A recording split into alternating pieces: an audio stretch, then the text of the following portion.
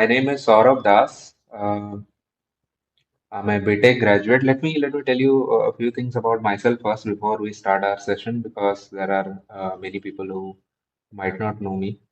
So my name is Sourav and I'm a BTech graduate from ITR Bhubaneswar.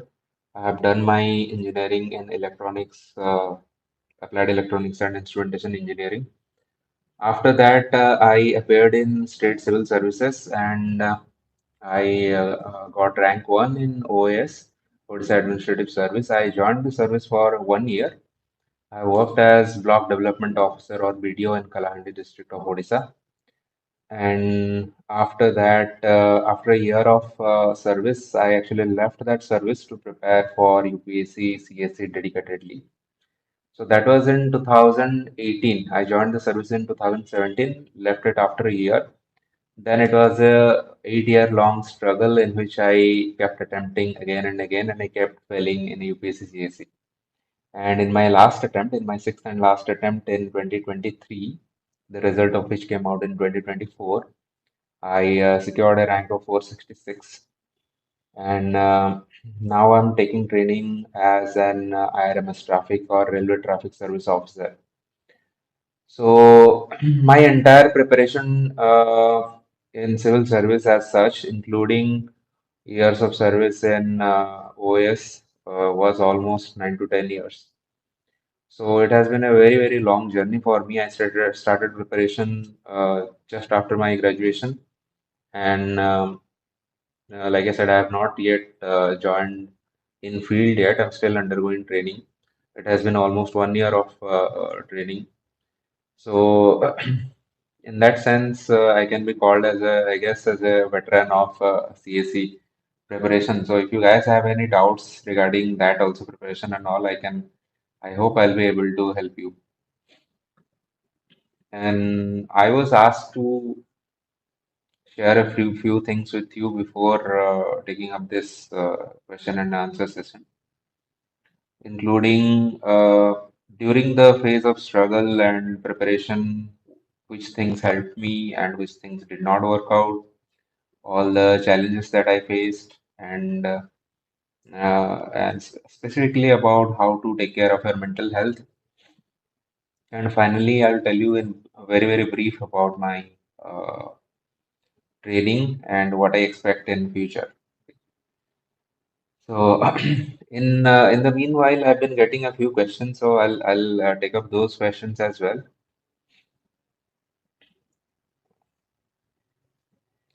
Okay, so good evening, guys. One question is how long did you sustain such a long duration? I guess long duration of preparation. Okay, we'll talk about that too. So,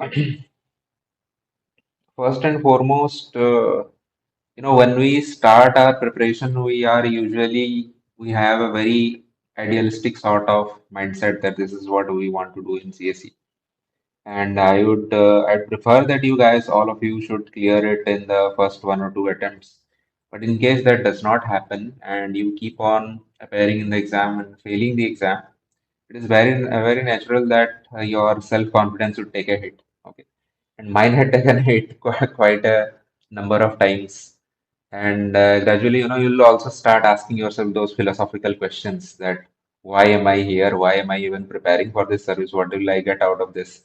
Do I really want to be in civil service? So these are all, natural ways of going about the struggle or the preparation. And my suggestion is that whatever your core or initial motivation has been, please document it. Okay, whatever you questions you ask yourself and you get the answer that this is why I want to join civil service, please write it down and you paste it on your table. Because gradually what will happen is that sometimes you will lose steam and you will start thinking that maybe this is not worth it. And let me tell you, the journey is worth it. Yes. So all the questions that you might ask yourself, why am I doing this? You'll get the answer once you clear the service. Before that, you will have a sort of very idealistic kind of a view, but after you join, you will be much more clearer about what is going to happen. Okay, it is always the failure that gives you that doubt, and in a way, it's a good thing because it tests your faith It challenges you, and the journey and the failure itself is the most transforming part. Okay. And the success, the act of getting something, that does not teach you a lot. The act before that, the journey, the struggle, that will shape your entire philosophy, that will shape your outlook towards life. So, for example, if I talk about a little bit about technical terms, I used to think that prelims would be very easy for me. I would easily clear prelims, and I used to always focus on the mains.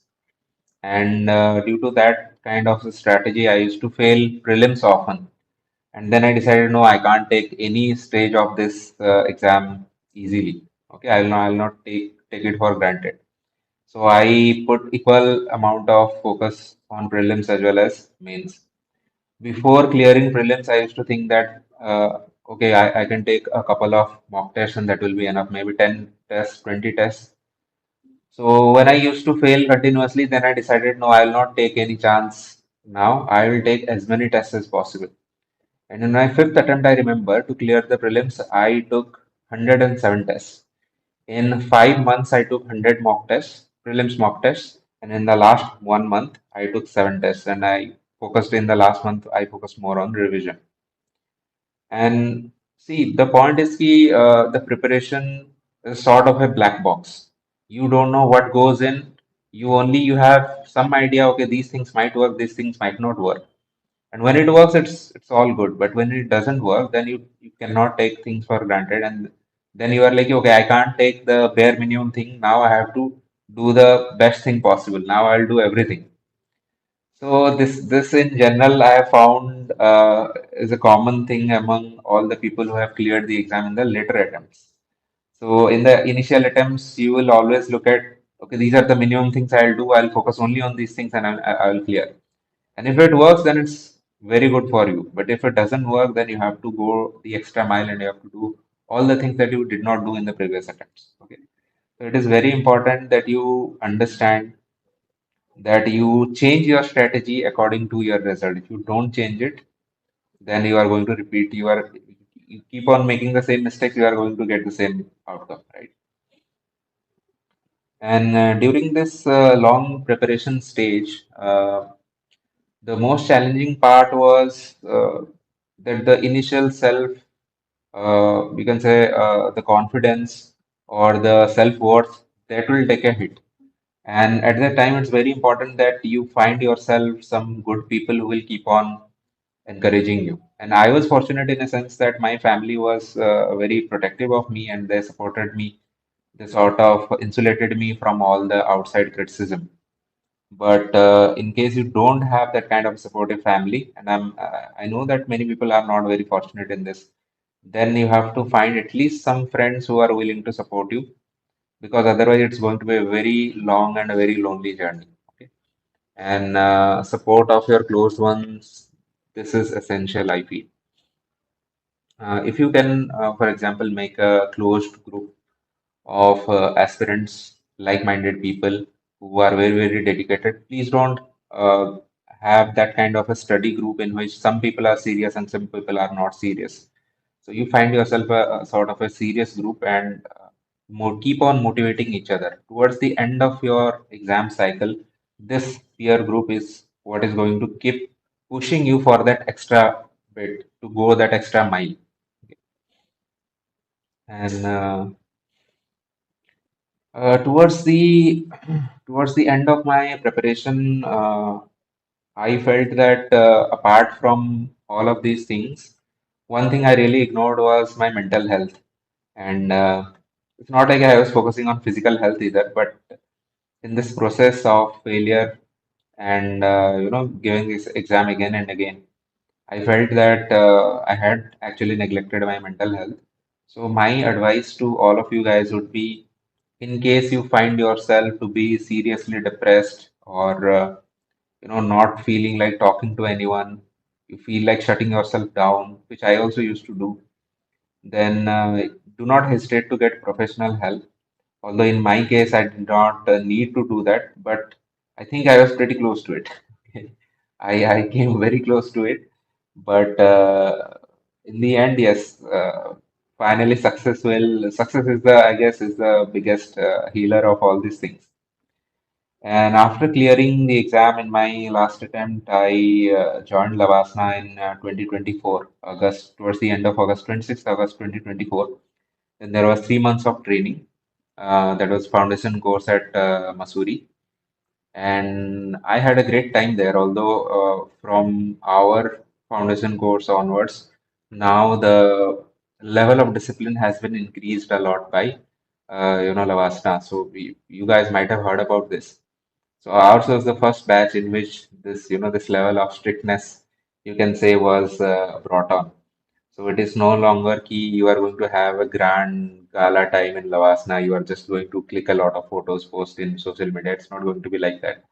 And it's going to be a lot of actual training work and a lesson in self restraint, in the sense that nowadays they are much more stricter about posting videos or photos of yourself or your friends inside Lavasana, and you will get a lot of assignments to do. You will travel a lot, and they will be coordinated or arranged by Lavasana, so you don't have to worry about that. But you are going to enjoy your training. Training will be hard, but you are going to enjoy it. And secondly, the most important thing about Lavasana is not even about the training. It's Lavasana is a sort of microcosm of India itself. So you'll have people from all over, across the country, and there you will have this kind of self-awareness. Okay, there are so many smart people out there, much more smarter than me, and they have been through the same journey, and you will keep on learning from them. Okay, and you will pick up a thing or two from your peers in Lavasana.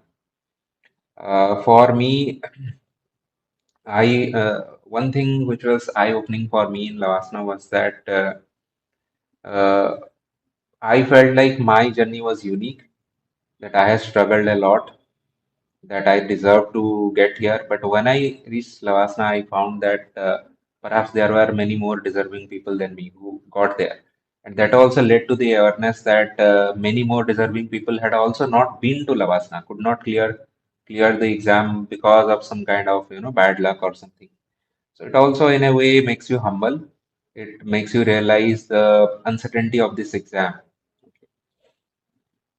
And after the 3 months of foundation course, then people were allotted their different services, and they left for their respective parent academies. For us, it was Iridim in Lucknow. And since joining my training in railway traffic service, I've been traveling a lot more than what I had traveled even during Lavasa. And this is something I know that many of you guys would have thought that, Bharat Darshan is the ultimate thing in training that you are going to enjoy a lot. But the Bharat Darshan in railways service is, I think it is like Bharat Darshan Ultra Pro Max. It's the next level. I mean, no one can match it. You are going to continuously travel, and there will be short breaks in which there will be institutional training, but then you will keep on traveling to different institutions as well as different places of OJT, on job training.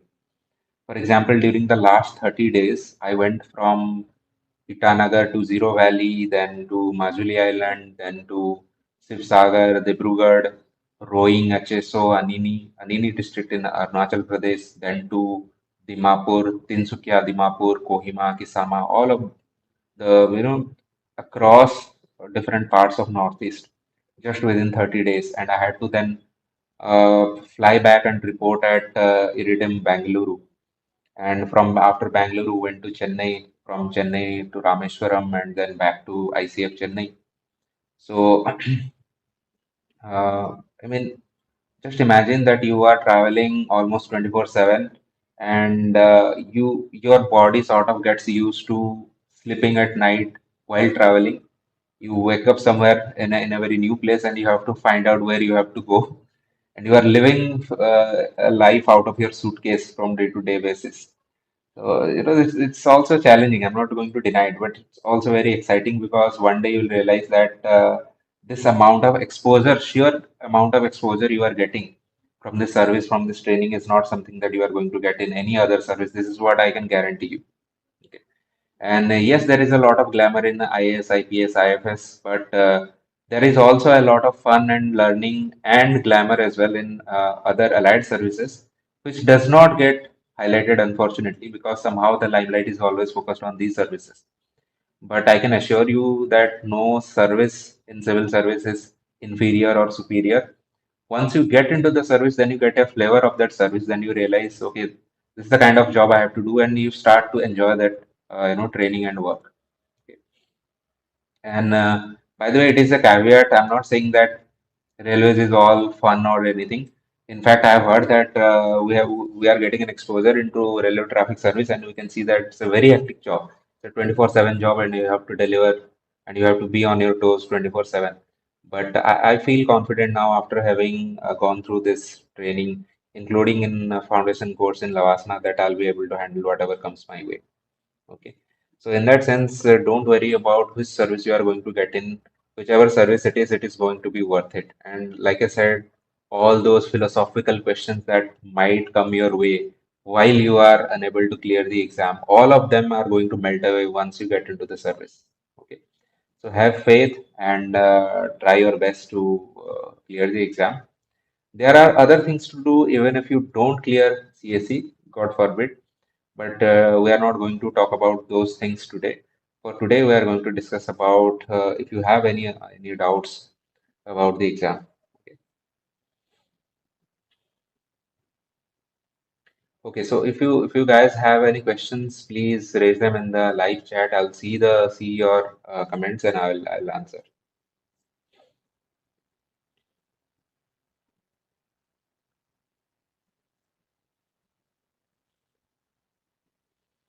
Okay, one question has been how was the life in other services which you get through CSE, except IS, IPS, IFS, because we don't get to hear about other services a lot. Yes, like I said, because there is this sort of limelight which is usually focused on IS, IPS, IFS, and these few services, and because the lack of, you can say, motivation in part of people in other services, somehow I don't see them talk about their services that often. But yes, each and every service in CSE, you see that preference list of services available. Each of them has a unique charm of its own. Okay, each of them would give you a different kind of a life than what you have imagined. Okay. And by the way, no single service is the sort of be all end all of all services. It's not like that. You can be quite miserable in a service like IS or IPS. You can be very happy in a service like forest service or information service. Okay, it entirely depends on what kind of attitude you yourself bring into the service. You yourself bring into your workplace. So that will also depend on how the service looks like to you.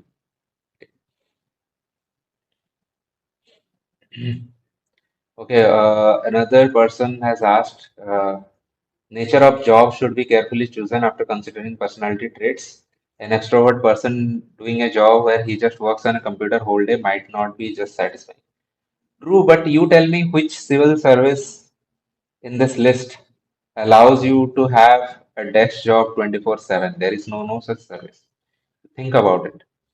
I mean, barring maybe one or two jobs in the Group B service like AFHQCS, there is one Armed Forces Headquarters Civil Service.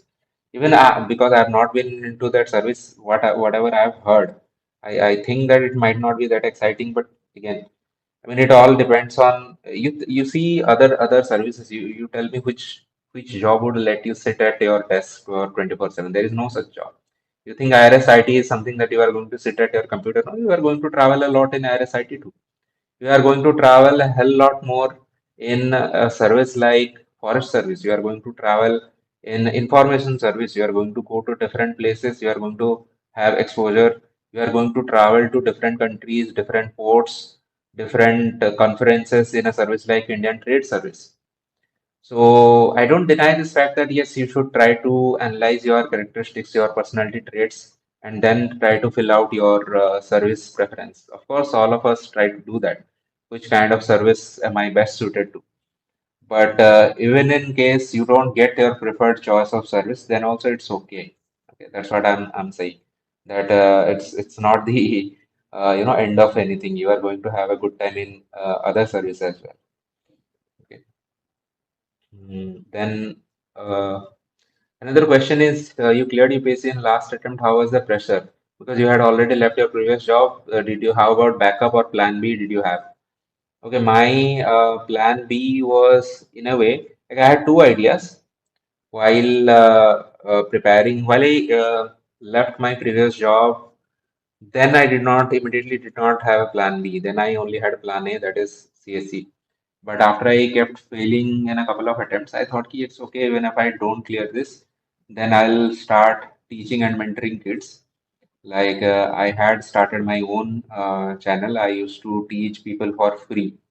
And once you are not in any government job, then you can, of course, you can start a company. You can start to get paid for teaching as well. But somehow, even I felt that even if that doesn't work out, then my last plan was to just start writing fiction, non-fiction, and try to get published and try to earn a living in that. And I knew at that time that it would be a very difficult thing, but still, that is where my heart was at. So I thought that even if it is difficult, I should give it a try. But I mean, it's a good thing that I did not have to go to that level and I cleared this exam. Until now, even in the service, I'm trying to, while under training, I'm trying to write things and I'll try to get myself published one day. Okay. So in my case, I have always tried to follow my passion instead of, trying to settle down somewhere for money or something. After a certain time, you will realize that, okay, you do need money, everything is fine. But if you are not enjoying your job, then even if you are earning, let's say, above 1 lakh or something, which is considered to be a very good salary in India, even then you will not feel satisfied. Okay. Uh, Another question is, I've been appearing in prelims 5 times and not be able to clear how to approach last attempt. For you, my friend, I would suggest that before you make a strategy, please try to write down, you analyze your previous attempts and you try to find out all of the things that you knew you were supposed to do but you did not do. Or in other words, all the lacuna or the mistakes that you made. Because if you have been attempting for 5 times and you failed, probably you are doing something wrong. Okay. So instead of trying to find out what more can I do, first try to find out what could be the thing that you have been doing wrong this whole time.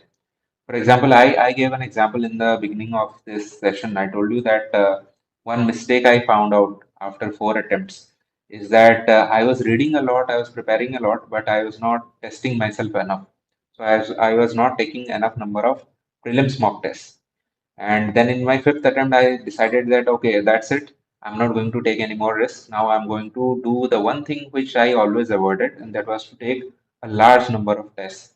And in that attempt, I took 107 mock tests before my prelims. So I feel like all of us would at some point would understand that, okay, these are the things I need to improve on. But somehow you get, in a sort of motion in which you keep on repeating things. So please try to identify which things did not work out for you and you try to correct them.